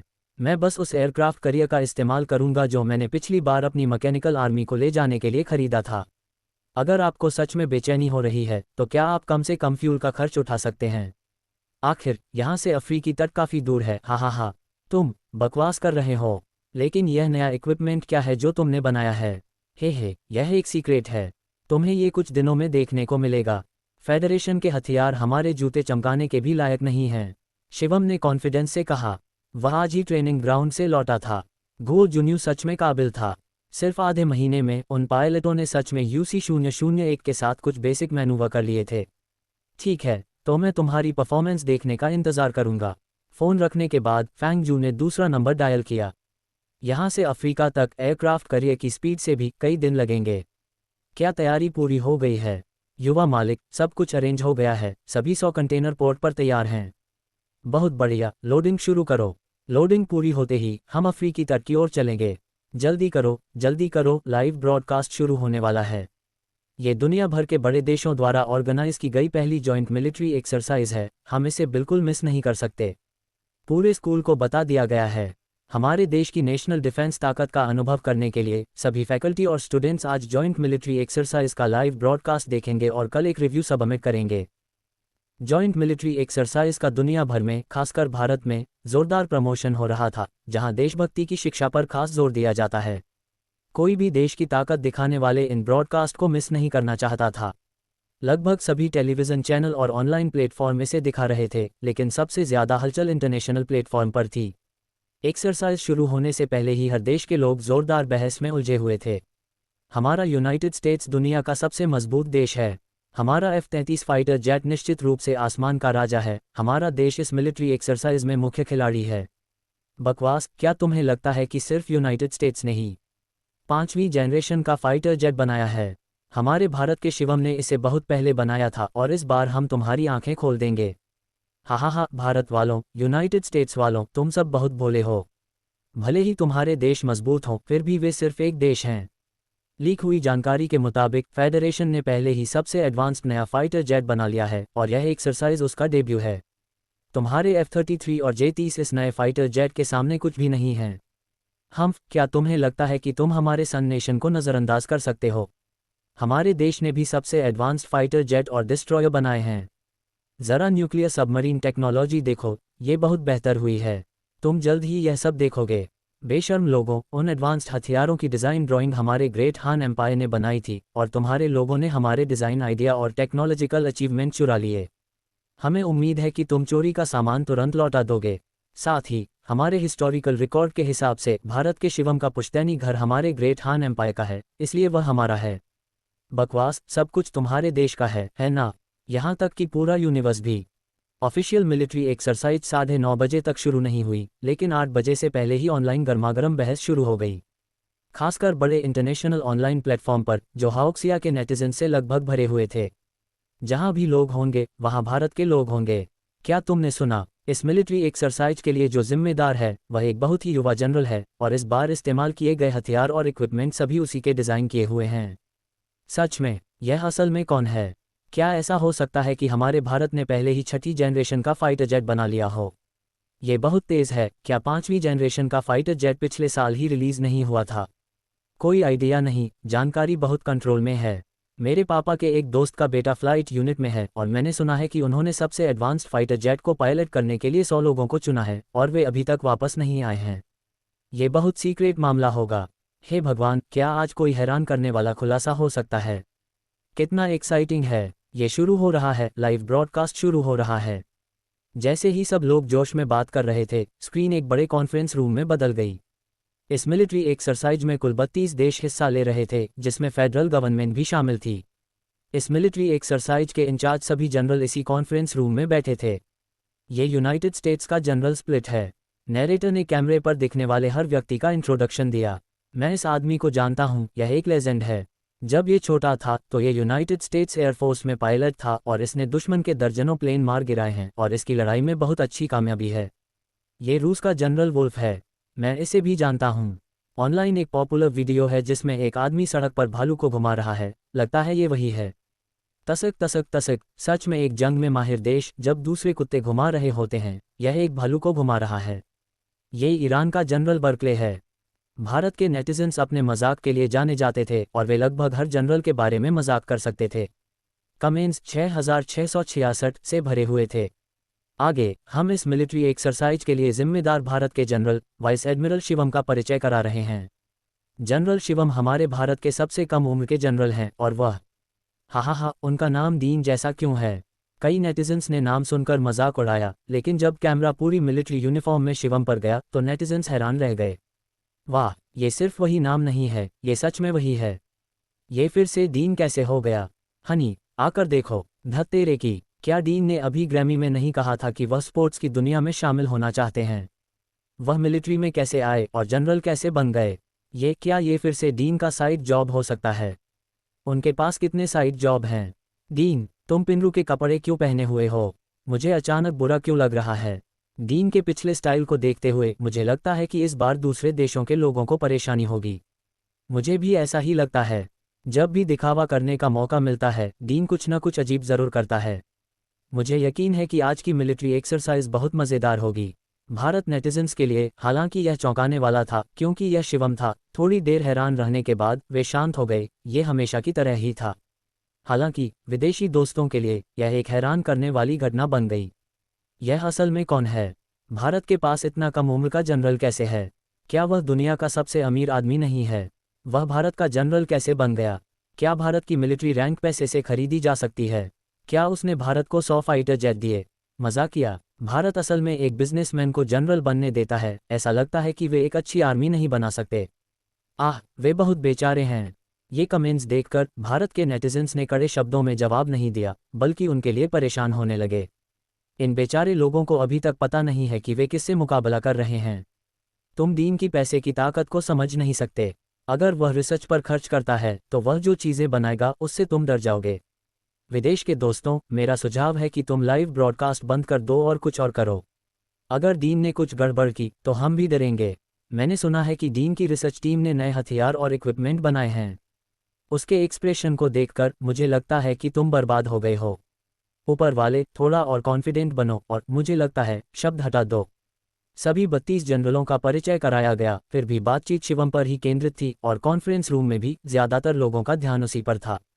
ये सभी जनरल युद्ध की कठिन परिस्थितियों से गुजरे थे और अपने शानदार सैन्य योगदान से आज ये मुकाम हासिल किया था। मुश्किल से 20 साल के एक नौजवान को उनके साथ खड़े होकर दुनिया की स्ट्रैटेजी बताने का क्या अधिकार था? फेडरेशन के जनरल ओरोफ ने कहा, सब लोग, अब समय आ गया है, क्यों न हम शुरू करें। कौन सा जनरल अपने देश की मिलिट्री पावर सबसे पहले दिखाना चाहेगा? जनरल ओरोफ ने पूछा। उनकी फेडरल सरकार खुद को मिलिट्री के मामले में सबसे ताकतवर मानती थी। जाहिर है सबसे मजबूत, इसलिए जाहिर है कि सबसे अच्छी बात आखिर के लिए बचाकर रखी गई थी। दूसरे देशों के बिना वे फेडरेशन की ताकत कैसे दिखा सकते थे? तो चलो यनशेन देश को पहले जाने देते हैं। एक दाढ़ी वाला जनरल आगे बढ़ा। ये यनशेन देश से जनरल नू नाला थे। ठीक है, चलो सब पहले यनशेन देश की मिलिट्री ताकत देखते हैं। ओरोफ ने कॉन्फ्रेंस रूम से बाहर निकलकर लीड ली। इस मिलिट्री एक्सरसाइज की जगह अफ्रीका में एक छोड़ा हुआ मिलिट्री बेस था। रेनोवेशन के बाद इसे पूरी तरह से नया कर दिया गया था और इस मिलिट्री एक्सरसाइज का फॉर्मेशन इसी बेस के ऊपर से गुजरेगा। सभी डिपार्टमेंट तैयार हो जाओ। फाइटर जेट टेक ऑफ के लिए तैयार हैं। Tank formation, armoured vehicle formation बाहर निकलने के लिए तैयार हैं। जनरल नू नाला ने वॉकी टॉकी पर कुछ ऐसे शब्द बोले जो समझ में नहीं आ रहे थे। यह मिलिट्री बेस समुद्र के किनारे बनाया गया था और जिन देशों के पास एयरक्राफ्ट करियर थे उन्होंने अपने फ्लीट पहले ही पास के पानी में तैनात कर दिए थे।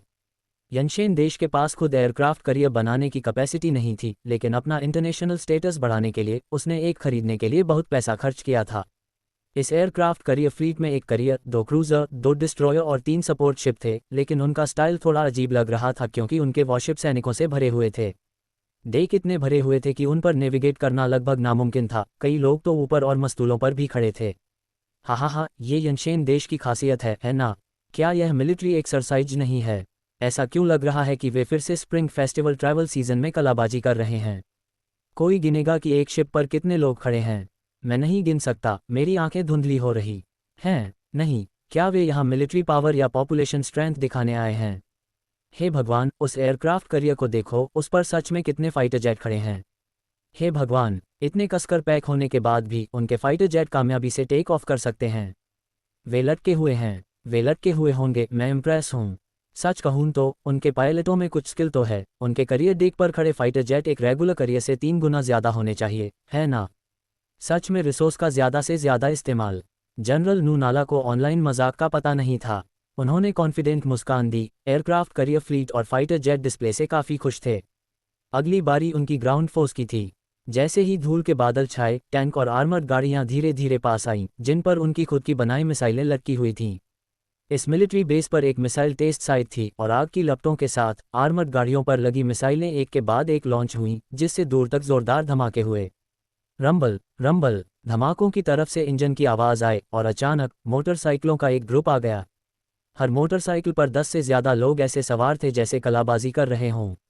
क्लैप क्लैप, थोड़े गोल मटोल शरीर और मैच्योर स्टाइल वाले बालों वाले एक एशियाई देश के जनरल ने ताली बजाई। उसकी आंखों में दिलचस्पी और तारीफ थी। बहुत बढ़िया, बहुत बढ़िया। इन सैनिकों में बहुत ऊंची मिलिट्री स्किल्स हैं। हा, सच में बहुत ऊंची। अगर वे रिटायर हो जाएं, तो वे पक्का एक सर्कस में शामिल हो सकते हैं और बिना भूखे मरे कलाबाजी कर सकते हैं। इंटरनेट पर हंसी गूंज उठी। जनरल नू नाला, आपके सैनिक बहुत शानदार हैं। जनरल जिन, आप हमारी तारीफ करते हैं। क्यों न हम अगली बार अपने देश के सैनिकों को देखें? नू नाला आज का मिशन पूरा करके काफ़ी राहत महसूस कर रहे थे। ठीक है, तो चलो अब हमारे सैनिक आते हैं। जनरल जिन के ऑर्डर पर उनके सैनिक भी आ गए। ... एक एक करके 32 देश दिखाए गए। हालांकि समय कम था, फिर भी हर देश ने अपने सबसे एडवांस्ड हथियार और इक्विपमेंट दिखाए। ये टेक्नोलॉजी में पिछड़े देशों का झुंड है। हालांकि डेवलप्ड देशों के जनरलों के चेहरे पर मुस्कान थी, लेकिन वे अंदर से नफरत से भरे हुए थे। जो लोग नहीं जानते थे, उन्हें उनके हथियार और इक्विपमेंट कुछ हद तक शानदार लगे, लेकिन असल में वे टेक्नोलॉजी के मामले में दशकों पीछे थे। दिखाए गए इक्विपमेंट उनके लिए बहुत पहले ही आउटडेटेड हो चुके थे। अब हमारी बारी है। यूनाइटेड स्टेट्स के जनरल स्प्लिट अब और खुद को रोक नहीं पाए। एक सच्ची मिलिट्री पावर क्या होती है? 2 करियर और 1 दर्जन डिस्ट्रॉयर और क्रूजर का एक super maritime fleet military base की ओर रवाना हुआ। फाइटर जेट करियर डेक से लॉन्च हुए, जो उनके सामने साफ सुथरी फॉर्मेशन में उड़ रहे थे, यहां तक कि आसमान में एक बहुत ही मुश्किल फॉर्मेशन चेंज भी किया। क्या यह उनका 5th जनरेशन फाइटर जेट है? इसकी परफॉर्मेंस वाकई बहुत बढ़िया है। यहां तक कि बिना ट्रेनिंग वाले दर्शक भी अमेरिकी फाइटर जेट और पिछले देशों के फाइटर जेट के बीच आसानी से अंतर पहचान सकते थे। एक बड़ा देश सच में एक बड़ा देश होता है। मुझे हैरानी है कि हमारा J-30 उनके F-33 के मुकाबले कैसा रहेगा। हार्ड कहने का मतलब है, मुझे लगता है कि परफॉर्मेंस पहले से ही काफ़ी करीब है, क्योंकि वे दोनों 5th जनरेशन जेट हैं। लेकिन क्या न्यूज़ में यह नहीं बताया गया कि डायरेक्टर ने लेटेस्ट इक्विपमेंट डेवलप किया है? शायद यह F-33 से भी बेहतर हो। ठीक है, चलो चुप रहते हैं और देखते हैं। अब हमारी बारी है। यूनाइटेड स्टेट्स ने अपने इक्विपमेंट दिखाए थे। इसके बाद इंग्लैंड, जर्मनी वगैरह जैसे डेवलप्ड देश थे, जिनमें से हर एक 5th जनरेशन फाइटर जेट और पावरफुल ग्राउंड इक्विपमेंट और मिसाइल वेपन लेकर आया था। असल में पूर्वी जापान को शामिल होना था, लेकिन कुछ कर्ज चुकाने के बाद वे अब बहुत गरीब थे, मिलिट्री और फ्यूल खर्चों से भी जूझ रहे थे, जिससे इस मिलिट्री एक्सरसाइज में हिस्सा लेने के लिए उनके पास एक्स्ट्रा पैसे नहीं बचे थे। अब सिर्फ भारत और फेडरल गवर्नमेंट को ही डिस्प्ले करना बाकी था। जनरल शिवम, अब भारत की बारी है, ओरोफ ने कहा। अच्छा, क्यों न जनरल ओरोफ के सैनिकों को पहले शुरू करने दिया जाए। मुझे डर है कि हमारे सैनिकों के प्रदर्शन के बाद तुम में अपने खिलौने वाले प्लेन और कारें निकालने की हिम्मत नहीं होगी क्या? ओरोफ के हाव भाव बदल गए, जिससे कैमरा पकड़े पत्रकारों के हाथ भी थोड़े कांपने लगे। ये दुनिया भर में लाइव ब्रॉडकास्ट हो रहा था। अगर शिवम शेखी बघारना भी चाहता था तो उसे मौके का ध्यान रखना चाहिए था, है ना? भारत के पास सच में इतने पावरफुल इक्विपमेंट थे या नहीं, ये तो छोड़ ही दो, उसके घमंडी रवैये की वजह से ही विदेशी नेटिजन्स उसे कोस रहे थे। भारत के लोग कितने घमंडी हैं। वे तो बस एक डेवलपिंग देश हैं, वे हमसे बेहतर इक्विपमेंट कैसे दिखा सकते हैं? जनरल ओरोफ, पहले फेडरल मिलिट्री इक्विपमेंट देखते हैं, फिर देखते हैं कि यह घमंडी भारत वाला यहाँ क्या मुंह बनाकर खड़ा है। देखिए, फेडरल सरकार ने दुनिया के टॉप टैलेंट को इकट्ठा किया था। यहाँ तक कि यूनाइटेड स्टेट्स की भी मिलिट्री ताकत उनसे कम थी। उनके इक्विपमेंट बिना किसी शक के दुनिया के सबसे पावरफुल थे। उस समय कई विदेशी नेटिजन्स भारत को बेवकूफ़ बनाते हुए देखने के लिए तैयार थे। खुद का, ठीक है, तो हम पहले जाएंगे। ओरोफ को कुछ अंदर की जानकारी थी, वह जानता था कि यह मिलिट्री एक्सरसाइज भारत पर हमला करने के लिए थी। पुराने कागज़ों से बनाए गए नए तरह के फाइटर जेट और दूसरे हथियार इस जमाने से बहुत आगे थे। उसने अपनी टोपी का किनारा नीचे किया, उसके होठों पर मुस्कान थी, ये जानते हुए कि शिवम खुद को बदनाम करने की तैयारी कर रहा है। मैं तुम्हें बता रहा हूँ, हमने ये कर लिया है, जुएलू। शिवम कम्युनिकेशन डिवाइस से बोलते हुए अपनी हंसी नहीं रोक सका। EXA-07 लॉन्च के लिए तैयार हो जाओ। लीडशिप एक बार फिर एक बहुत बड़ा एयरक्राफ्ट करियर ग्रुप था, लेकिन एक अपग्रेडेड प्रोपल्शन सिस्टम की वजह से इसकी cruising speed standard career group से हैरानी की बात है कि 50% तेज थी। करियर के डेक पर शानदार फ्यूचरिस्टिक एयरक्राफ्ट खड़े थे जो एडवांस टेक्नोलॉजिकल ताकत दिखा रहे थे। ये रेलिक टेक्नोलॉजी का इस्तेमाल करके बनाए गए लेटेस्ट फाइटर जेट थे शैडो नाइट 1। शैडो नाइट 1 में एक basic anti gravity system integrated था। यह अब हाई स्पीड मूवमेंट से विंग लिफ्ट पर निर्भर नहीं था। इसमें कोई प्रोपेलर नहीं था, फिर भी यह हेलीकॉप्टर की तरह सीधा उड़ सकता था और इसकी मैक्सिमम फ्लाइट स्पीड मच 4 तक पहुंच सकती थी। ये स्पीड यूनाइटेड स्टेट्स के F-33 और भारत के J-30 फाइटर जेट से कहीं ज़्यादा थी और इसने इसकी फुर्ती और कंट्रोल को काफ़ी बेहतर कर दिया था। अगर इस फ़र्क को आसान डेटा में बदला जाए तो यह मौजूदा क्षमताओं से 50 से 80 साल ज़्यादा टेक्नोलॉजिकल बढ़त दिखाएगा। मैंने ये चीज़ पहले भी देखी है। विदेश में पढ़ाई करते समय मैंने एक बार इसे रात में अपने सिर के ऊपर से उड़ते हुए देखा था। मुझे लगा कि यह एक UFO है और मेरे टीचर और क्लासमेट्स ने मेरा मजाक उड़ाया, लेकिन पता चला कि वे पहले से ही यह नया एयरफोर्स इक्विपमेंट बना रहे थे। कमाल है, दशकों बाद भी हम इस टेक्नोलॉजी का मुकाबला नहीं कर सके। भारत के एयरफोर्स वेपन डेवलपमेंट सेंटर में फाइटर जेट डिज़ाइन इंजीनियरों के एक ग्रुप ने हैरानी से कहा। हालांकि इस एंटी ग्रेविटी सिस्टम के प्रिंसिपल्स बहुत पहले ही थ्योरी में थे, लेकिन इसके प्रैक्टिकल इस्तेमाल में कई टेक्निकल चुनौतियां थीं जिन्हें पार करना था। यहाँ तक कि शिवम ने उन्हें जो 5वीं जनरेशन का फाइटर जेट डिज़ाइन दिया था उसमें भी यह टेक्नोलॉजी नहीं थी। ये खत्म हो गया, ये खत्म हो गया। डीन इस बार गड़बड़ कर देंगे। हमारे देश का J-30 निश्चित रूप से 4थी जनरेशन के फाइटर जेट से बेहतर है, लेकिन ज़्यादा से ज़्यादा यह F-33 के बराबर है और फेडरेशन के शैडो नाइट 1 का मुकाबला नहीं कर सकता। घबराओ मत, डीन के पास अभी भी नए इक्विपमेंट हैं। कौन जानता है, हमारे लिए कोई और सरप्राइज हो सकता है। इम्पॉसिबल, यह मॉडर्न समय से 50 साल से भी ज़्यादा आगे की टेक्नोलॉजी है। एक प्रोफेशनल ने ऑनलाइन कमेंट किया। डीन फैंग की रिसर्च कैपेबिलिटीज़ वाकई मजबूत हैं, लेकिन मैंने उनके पेपर्स पढ़े हैं और उनका विजन ज़्यादा से ज़्यादा 10 से 20 साल ही आगे है। गैप अभी भी बहुत बड़ा है। कुछ समय के लिए ऑनलाइन शिवम को शक की आवाज़ें सुनाई दीं। हालांकि ऐसे स्टंट के लिए उनकी रेप्यूटेशन थी और वे अक्सर लाइमलाइट बटोर लेते थे, लेकिन इस बार कुछ अलग था। इस बार वह खुद की नहीं बल्कि देश की इमेज दिखा रहा था। अगर वह चुप रहता तो कोई बात नहीं, लेकिन उसने पहले ही बड़ी हिम्मत से शेखी बघार दी थी। क्या वह खुद को नाकामी के लिए तैयार नहीं कर रहा था? हा, तुम्हें क्या लगता है? ये हमारी फेडरेशन का लेटेस्ट एयरफोर्स और नेवी का सामान है। ओरोफ पूरे कॉन्फिडेंस से भरा हुआ लग रहा था। अगला हमारा ग्राउंड सामान है। अनोखे आकार के टैंकों और आर्मर्ड गाड़ियों का एक बेड़ा बगल से आ रहा था। उसी समय 5 शैडो नाइट 1s ने फॉर्मेशन की ओर नोजडाइव किया, उस पर मिसाइलें दागी, जिससे पूरा ग्रुप तुरंत आग की लपटों में घिर गया। जनरल ओरोफ, क्या हो रहा है? सभी जनरल चौंक गए, उन्हें लगा कि कुछ बहुत बुरा हुआ है। उन्होंने अभी अभी मिसाइल की ताकत देखी थी जो एक ही शॉट में एक छोटी पहाड़ी को गिरा सकती थी, यहाँ तक कि सबसे मोटा आर्मर टैंक भी उसका सामना नहीं कर सकता था। सब शांत रहो, यह मेरा इंतजाम है। जैसे ही उसने बोलना खत्म किया, पूरी टीम आग से बिना किसी नुकसान के बाहर निकल गई। सिर्फ टैंकों और आर्मर्ड कारों के आर्मर पर हल्की खरोंच और झुलसने के निशान दिखे। ये कैसे हो सकता है? सब हैरान रह गए। हा, ये हमारी लेटेस्ट एलॉय टेक्नोलॉजी से बना सुपर आर्मर है जो बहुत ज़्यादा टेम्परेचर और असर झेल सकता है। हमारे टैंकों को खत्म करने के लिए आपको एक इंटरकॉन्टिनेंटल मिसाइल या न्यूक्लियर बम की ज़रूरत होगी। ज़बरदस्त, सच में फेडरेशन के इक्विपमेंट के लायक। जनरल शिवम, अब आपकी बारी है।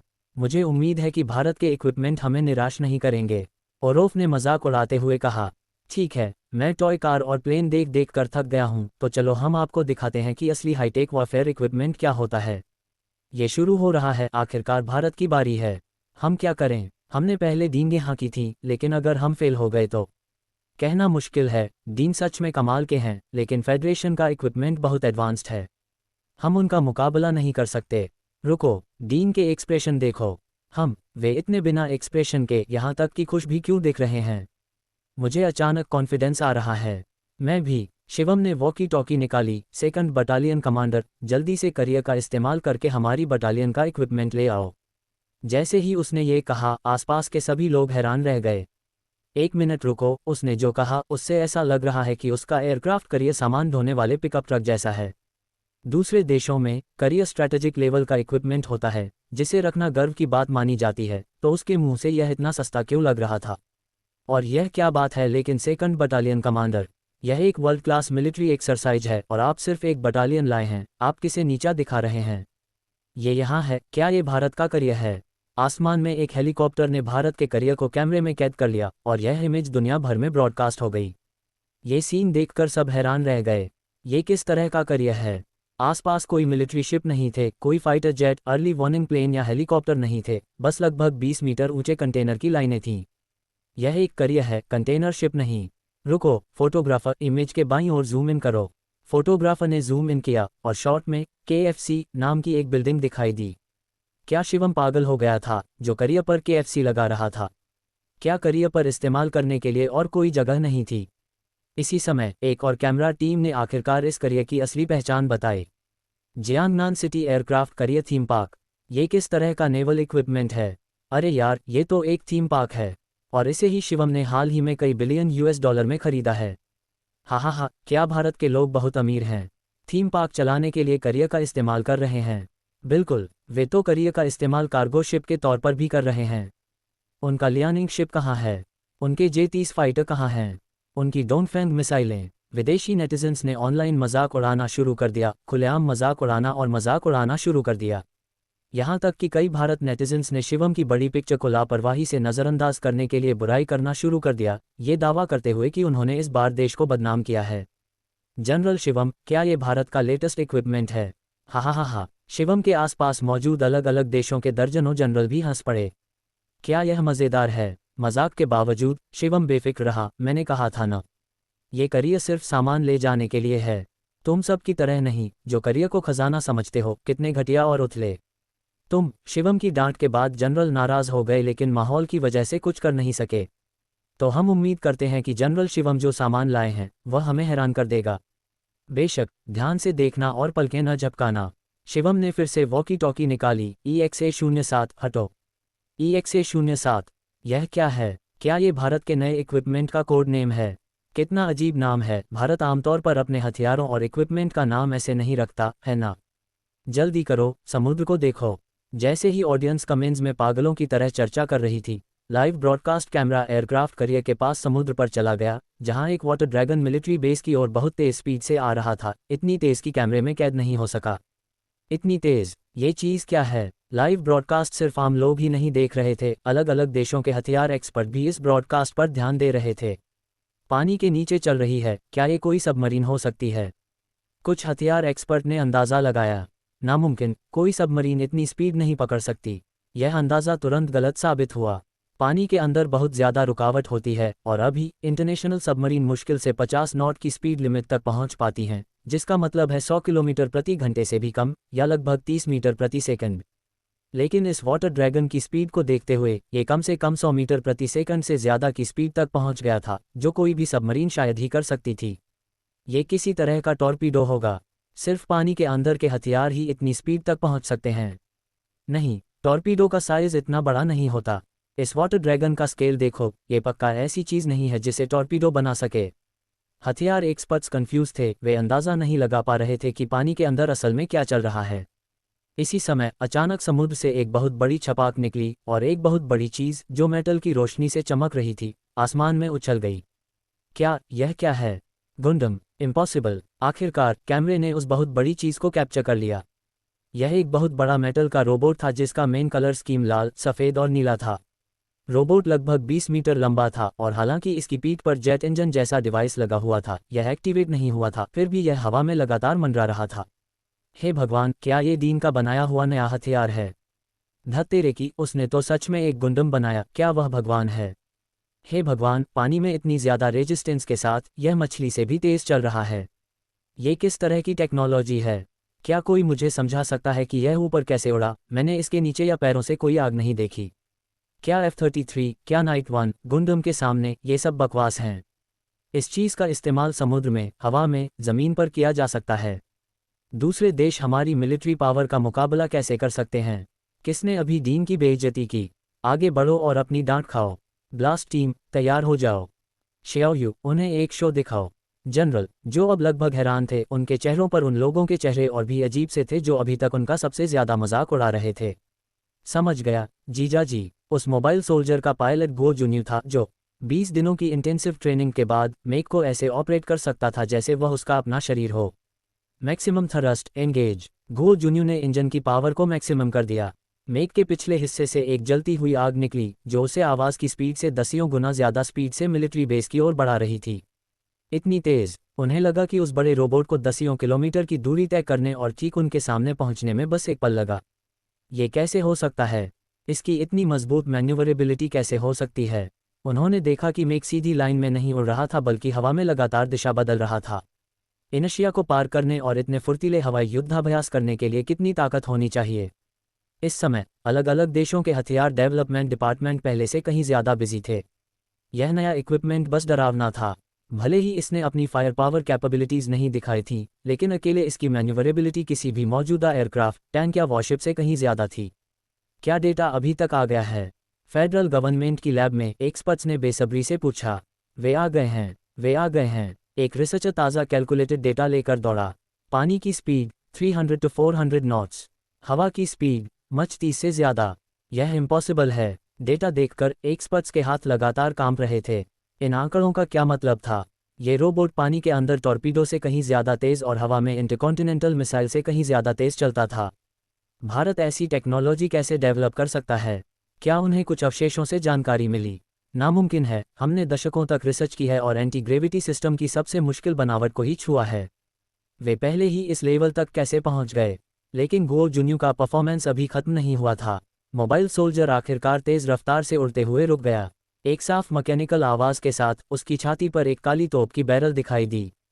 2 सेकंड से भी कम समय में एनर्जी बनने के बाद 3 मीटर से ज़्यादा डायमीटर वाली रोशनी की एक डरावनी किरण दूर तक निकली। बूम! मिलिट्री बेस के वेपन टेस्टिंग फील्ड से एक बहुत बड़ा मशरूम जैसा बादल उठा जिसने पूरी टेस्ट साइट को ज़मीन से समतल कर दिया। हाँ, सॉरी, मैंने गलती से ज़्यादा कर दिया। मैं खुद टेस्ट साइट के नुकसान की भरपाई करूंगा। ये बात दूसरों को सरासर शेखी बघारने जैसी लगी। हाँ, सुनो, डीन फिर बकवास कर रहा है। मैं ट्रांसलेट करता हूँ। हमारा भारत वेपन एक ही शॉट में पूरी टेस्ट साइट को तबाह कर सकता है।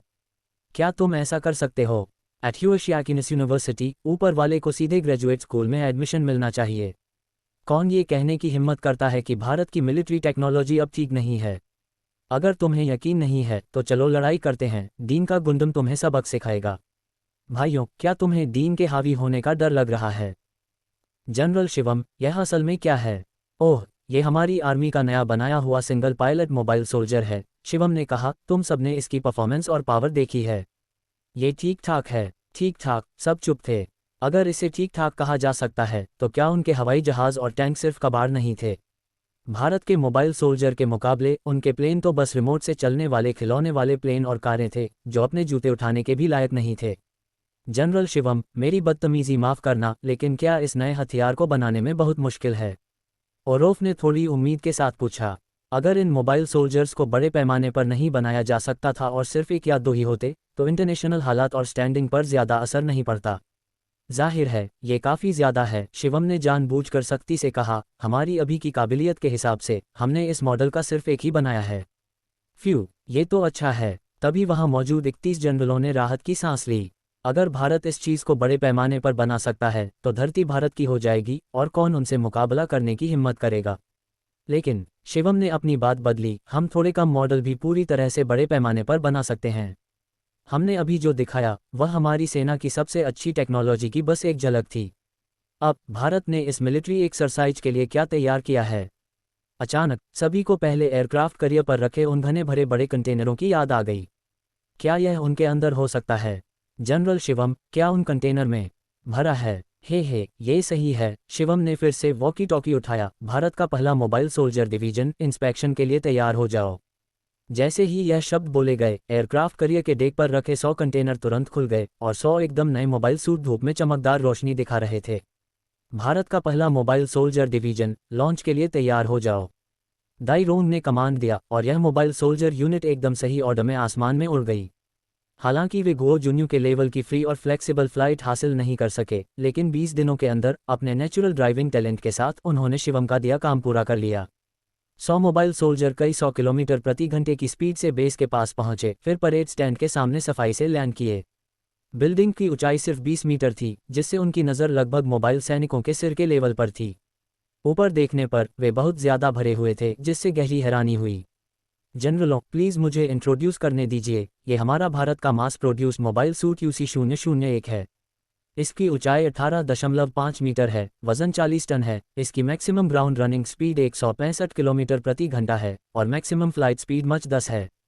इसमें इस्तेमाल किया गया लूनर एलॉय भी मेरा लेटेस्ट रिसर्च वर्क है, जो हज़ारों डिग्री गर्मी झेल सकता है और मिसाइल के असर को आसानी से झेल सकता है। 100 यूनिट। हालांकि शिवम ने बताया कि यह UC001 सिर्फ एक मास प्रोड्यूस्ड मॉडल है, जिसकी परफॉर्मेंस पहले दिखाए गए फुर्तीले मोबाइल सैनिक से बहुत कम है। फिर भी कम परफॉर्मेंस के साथ भी इनमें से कोई भी यूनिट आसानी से YOU-YE1 से 10 स्ट्रीट आगे निकल जाएगी। YOU-YE1 को बनाने में बहुत ज़्यादा खर्च आया। एक को बनाने में $1 बिलियन से ज़्यादा का खर्च आया और फेडरेशन ने भी अब तक सिर्फ 5 ही बनाए थे। लेकिन इस नए तरह के मोबाइल सैनिक ने चुपचाप 100 यूनिट बना लीं। उनके पास यह मानने की पूरी वजह थी कि 100 मोबाइल सैनिकों वाली बटालियन के साथ भारत की ताकत अब दुनिया भर में छा सकती है। ऐसी बटालियन के साथ भारत दुनिया में सबसे ऊपर खड़ा होने के लिए तैयार था। कमाल है, सच में कमाल है। चीफ, जिसे शिवम ने अंधेरे में रखा था, ने आखिरकार इस सीक्रेट हथियार को देख लिया। कोई हैरानी नहीं कि शिवम शुरू से ही इतना कॉन्फिडेंट लग रहा था। फेडरेशन का इरादा इस मिलिट्री एक्सरसाइज का इस्तेमाल YOU-YE1 से दुनिया को डराने के लिए करना था, अंटार्कटिक रिलिक्स की घटना का बदला लेना था। लेकिन आखिर में उन्होंने अपने ही पैर पर कुल्हाड़ी मार ली, लगभग खुद ही मारे जाने के लिए आगे बढ़ गए। क्या दुनिया में इससे ज़्यादा मज़ेदार कुछ भी हो सकता है? मुझे लगता है कि मुझे उसकी असली पहचान पता चल गई है। चीफ ने अचानक एक अजीब सी मुस्कान दी। मुझे पहले शक था, अब मैं पूरी तरह से कन्फर्म कर सकता हूँ, वह उस परिवार की अभी की पीढ़ी का वारिस है। उसके आसपास के लोगों को बिल्कुल समझ नहीं आ रहा था कि चीफ किस तरह की पहेली बोल रहा है। ... इस समय दुनिया भर में लाइव स्ट्रीम बुलेट कमेंट्स पूरी तरह से भारत के लोगों से भर गए थे। शिवम के लिए एक मोबाइल सैनिक को तैयार करना पहले से ही अविश्वसनीय था, लेकिन एक पूरी डिवीजन को इकट्ठा करना, वाह, मुझे अचानक भर्ती होने की इच्छा हो रही है। कितना रोमांचक, कितना ज़बरदस्त। मुझे ऐसा क्यों लग रहा है जैसे मेरी आंखों में रेत चली गई है। मैंने तुमसे कहा था, डीन, जहां भी दिखाई देते हैं वहां आंखें चौंधिया देने वाले स्टंट जरूर होते हैं। प्लेन, टैंक, एयरक्राफ्ट करियर को भूल जाओ, इन गुंडम को देखो। मैं कई सालों से भारत से दूर था, हमेशा सोचता था कि भारत का डेवलपमेंट बेहतर हुआ है, फिर भी यह डेवलप्ड देशों से पीछे है। लेकिन अब मैं देख रहा हूँ, मैंने अपने देश को कमाका था।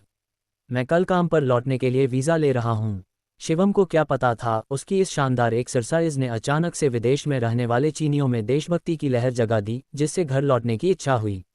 जो विदेशी नेटिजन्स पहले शिवम का मजाक उड़ा रहे थे, वे सब पूरी तरह चुप हो गए थे। लड़ाई शुरू करने के लिए कॉन्फिडेंस होना चाहिए।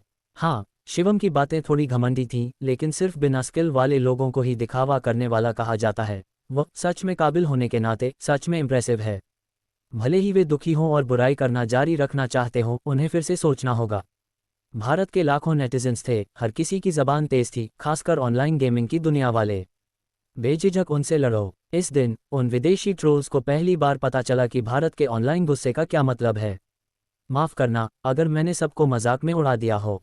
UC001 असल में सिर्फ कोयला माइनिंग के लिए बनाया गया था, लेकिन ये XA07 की कीमत इतनी ज़्यादा थी कि उसे आसानी से पॉपुलर नहीं किया जा सका, इसलिए हमने सीधे UC001 को मिलिट्री इस्तेमाल के लिए बना दिया।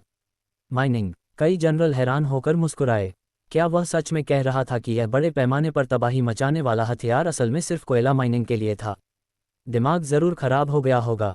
हा, फिर वही कह रहा है। डीन प्लीज़ कुछ ठीक ठाक बोलो। ऐसे ही बोलते रहे तुम, दूसरे देशों का भरोसा पूरी तरह तोड़ देगा।